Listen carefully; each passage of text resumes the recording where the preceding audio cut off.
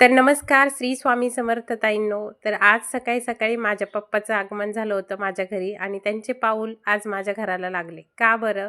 तर ते गेले होते दरवर्षीप्रमाणे होणारी षष्ठी पैठणला आणि पैठणहून प्रसाद घेऊन डायरेक्ट माझ्या घरी आले. माझा आनंद काही गगनात मावत नव्हता, कारण मला ते फोन न करता आले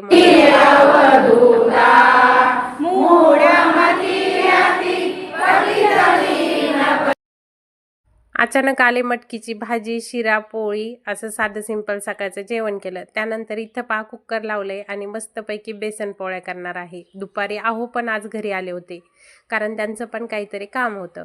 तर मस्तपैकी बेसन पोळी बनवत आहे. तिखट, मीठ, हळद, कोथिंबीर आणि कुट्टा शेंगदाण्याचा आणि लसण, जिरे हे सगळं मिक्स केलं आणि छान अशी रेसिपी चला म्हणलं तुमच्यासोबत शेअर करावी. मग काय, असं मस्त बेसन पोळ्या लावून घेतल्या. तर आमच्या इकडे याला धिरडं पण म्हणतात. तर छान असे हे धिरडे बनवून झाले.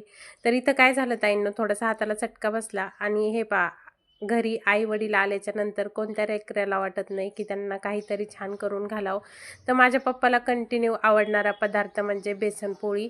ती मग छान बनवून घेतली. मटकी, परत हे दुसरं दुपारचं जेवण झालं. छान असं साधं सिंपल खिचडी, मटकी, काकडी. आहो आणि पप्पा दोघं सोबत सासरे जावई जेवले आणि जेवणं होत नाही की थोडंसं चला म्हणलं गप्पा गोष्टी झाल्या. तर ताईंनो, माझ्या वडिलाचे जे काही कपडे होते ते माझ्या दिदीने लगेच धुवून टाकलं, कारण आईचं सारखं दुखत राहतं, हात दुखतायत त्याचे. त्यामुळं मग तिला वाटलं आजी घरी गेल्यावर धुईनच. मला तर अचानकच ही म्हणली की मम्मी वरती बाबाचे कपडे जाताना आणून दे. तर आम्ही आलो होतो पप्पाला वाटं लावायला. तर स्वराजचं चाललं होतं पप्पा आणि बाबा माझ्या सायकलची एक चक्कर मारा. मग काय, यांनी पण दोघांनी छान अशी चक्कर मारली सायकलची. आणि इथं आणलं का सामान? आणलं ना बाबा, जरा जपून वापरा, लय महाग झाले.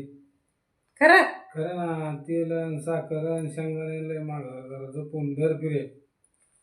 तर आहो सांगत होते तेल शेंगदाण्याचे भाव वाढले आहेत, जरा व्यवस्थित वापरा. मग संध्याकाळी छान अशी ही भाजी निवडून घेतली तांदळाची. मग संध्याकाळी परत आज स्वयंपाक बनवला. असा आज 3 वेळा स्वयंपाक बनवला. मात्र सगळ्यांनी आवडीने खाल्ला म्हणून मला काहीच वाटलं नाही.